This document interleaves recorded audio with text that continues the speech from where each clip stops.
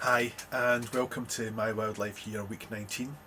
It's the end of Mental Health Awareness Week and thought I'd just say a few words about the benefits of being out with nature and experience wildlife on your mental health. Obviously it won't benefit everyone, but if you like wildlife and you like nature, definitely get out there if you're feeling your mental health is not up to scratch. It's been a great help to me. I suffer from depression. I was diagnosed about 7-8 years ago. To be honest, I probably had been depressed a lot longer than that. I had depression for a lot longer than that. I also suffer from anxiety, bit of social anxiety. Put me in front of 200 people to talk about bats, no problem, I can talk like that. Put me in a social situation and I can really struggle and get a bit panicky and anxious. So get out, get close to nature. That's actually part of the reason why I've done this. I get anxious. I said I can talk in front of 200 people, no problem, but put me in front of camera, I also get quite anxious. So kind of my wildlife year is pushing my limits a bit, taking me outside my comfort zone. I think I've mentioned that before in previous videos, and I'm just trying to sort of push my own sort of limits without actually stressing myself too much. Strange thing is though that my depression has actually not been that bad the past year, 15 months, 18 months or so. Mainly because I've actually benefited from lockdown. I've actually suffered lockdown guilt. Lockdown guilt, I've read a couple of things about, it's supposed to be that during lockdown you were hoping to do things because you had more time but you hadn't done them, so you're feeling a bit guilty. That's not my lockdown guilt. My lockdown guilt is that I've actually really quite enjoyed it and quite benefited from it, which is really awful because I know so many people have been affected by lockdown and COVID that it's it's not been easy on them, especially if they've had family members that have had COVID, and some people have lost family members. But for me, it was a time to just sort of take a step back, learn some new skills. I've learned how to ID social wasps. I've got into moth trapping. I've learned how to edit videos. That was a bit of a necessity because I had to learn edit my wife's church services for her. I'm not brilliant at it, but I'm a lot better than I was 15 months ago or so. It's an interesting skill and I'm actually quite enjoying it. And again, that's one of the reasons why I come up with my wildlife year. So it's a bit of a strange one. So I won't ramble on too much longer, but I just wanted to share my thoughts sort of like that. But if you're feeling low or anxious or stressed, because stress, I don't know. So you read different things online. Is stress actually,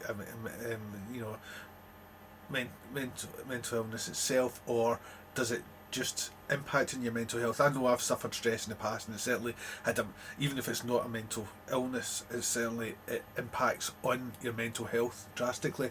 And again, during lockdown, stress was taken off. Yes, financially there was a bit of pressure, but other than that, there was a lot less stress on me.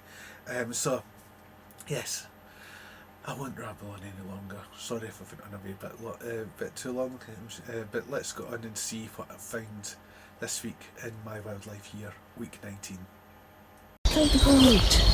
We're out in Denham Dean and Michelle Stamp from Borders Forest Trust is on her knees trying to get a photograph of a speckled wood that's turned up. It's just in there. Just about there. Don't know whether you'll see it.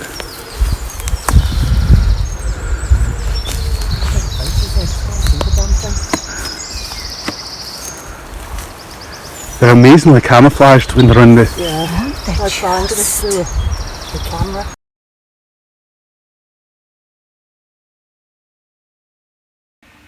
Right, it's been a couple of weeks, in fact a few weeks since there was something in the traps. So we've got something here, I think, judging by Dexter's reaction, and also one in this one.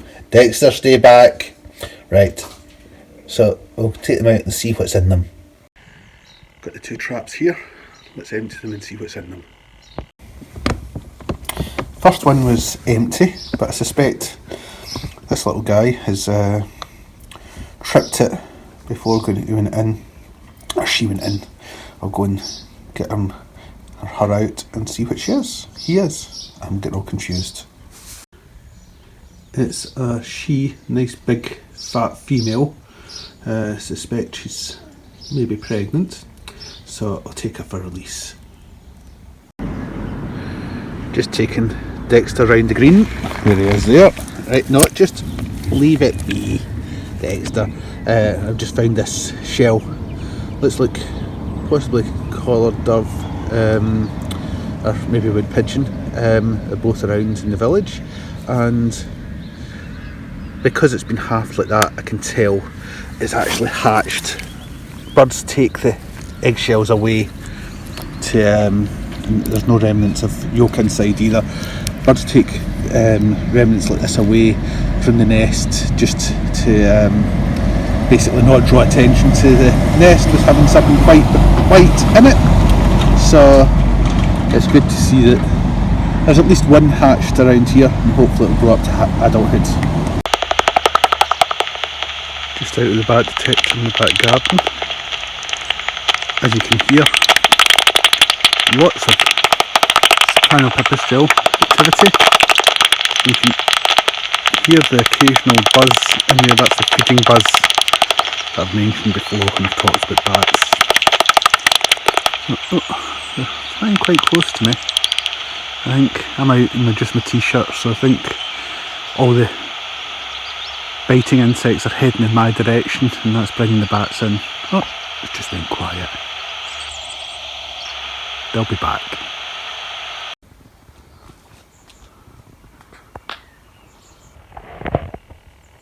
It's swifts.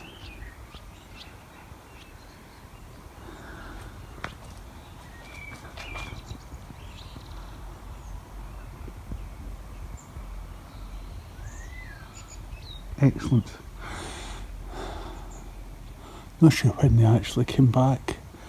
Haven't really noticed them. I haven't heard them screaming, but probably a bit early in the year for to hear them screaming. Well, it's not. That's what I'm talking about. Because I've just watched a video on my mammal workshop. It was on the 8th of May, and there was swifts screaming overhead. So it's probably just not been warm enough for them. But I'm not sure when they arrived.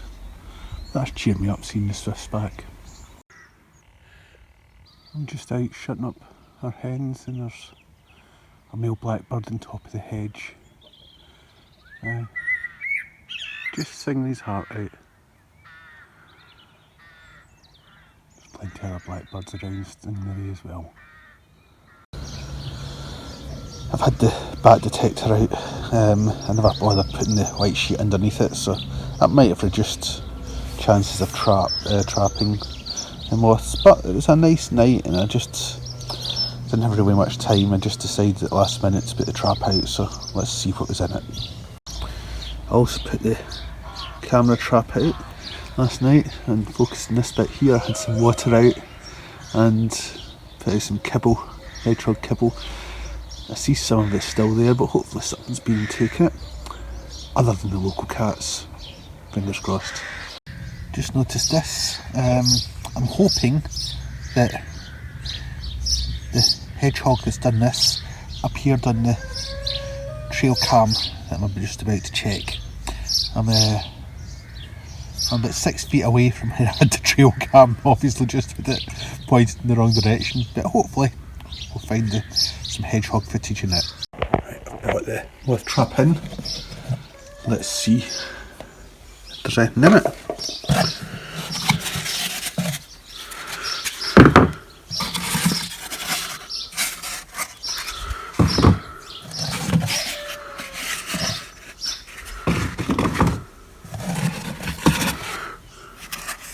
Oh, I've got something here. Well, I'm going to have to switch off the camera to get it out. Right, 2 moths in the moth trap. Just 2, but that's better than nothing. Now, don't worry about them looking as if they're dead. They're not dead. This one here is actually lying on its back.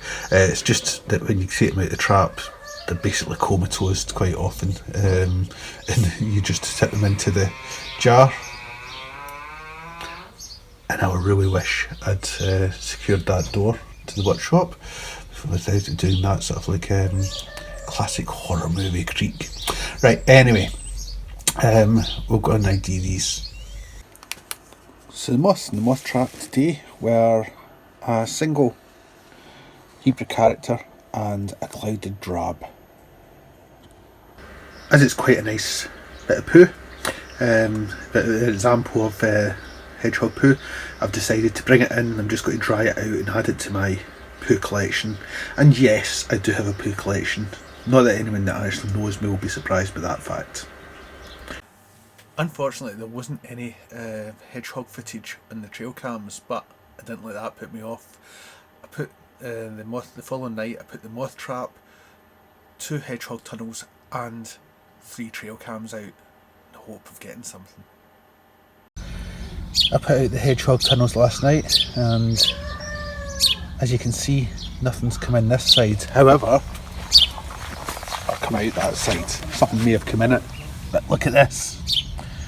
There's actually, I've got hedgehog prints, and I don't know whether you'll be able to see tiny little, it looks like mice prints to me as well. Excellent. And actually, in that pole there, I actually had a trail cam set up, so I'm hoping I might have some footage of the hedgehog either going into the tunnel or actually in the tunnel. Excellent. Well as having the camera traps in the hedgehog tunnels out last night, I also had the moth trap out again. We'll see. I can't see anything straight off, but hopefully there'll be something in here.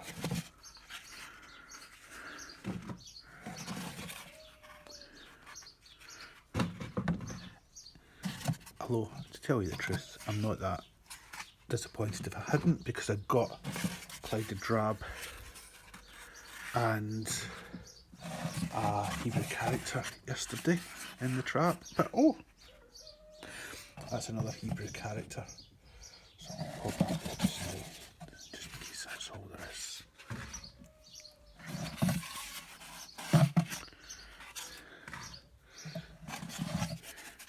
And I know this isn't the same Hebrew character. Oh, look, we've got a hawk moth. Oh, yes, I am pleased. Here's the Hebrew character from the moth trap earlier.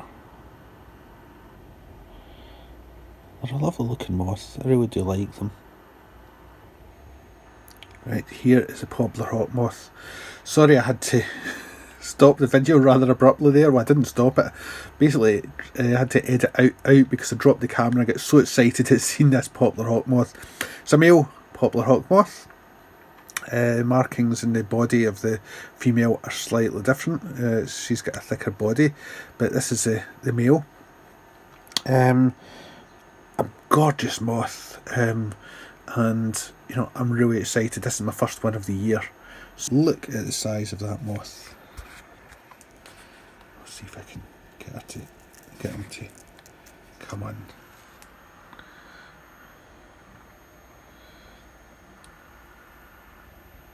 I can actually feel those wings causing a draft in my hands.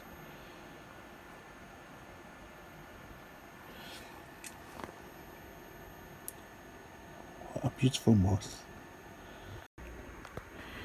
Here's a bit of paper from the hedgehog tunnel. Obviously these here are the hedgehog, but over here we've got some small wood mice as well.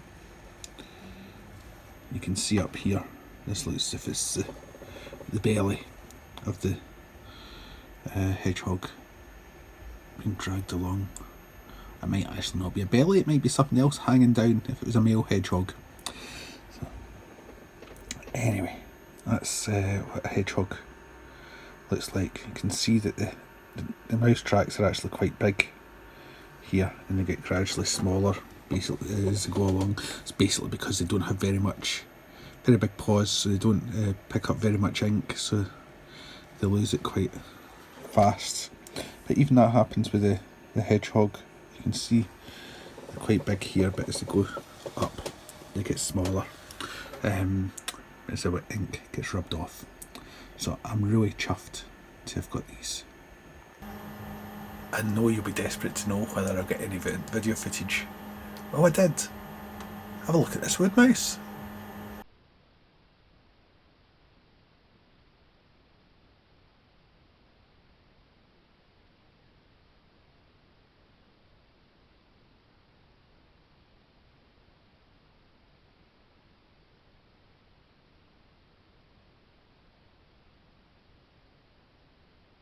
But it wasn't just a wood mouse I got. I was teasing you a bit there. I did actually get some footage of the hedgehog. In fact, I got a couple of bits. Have a look.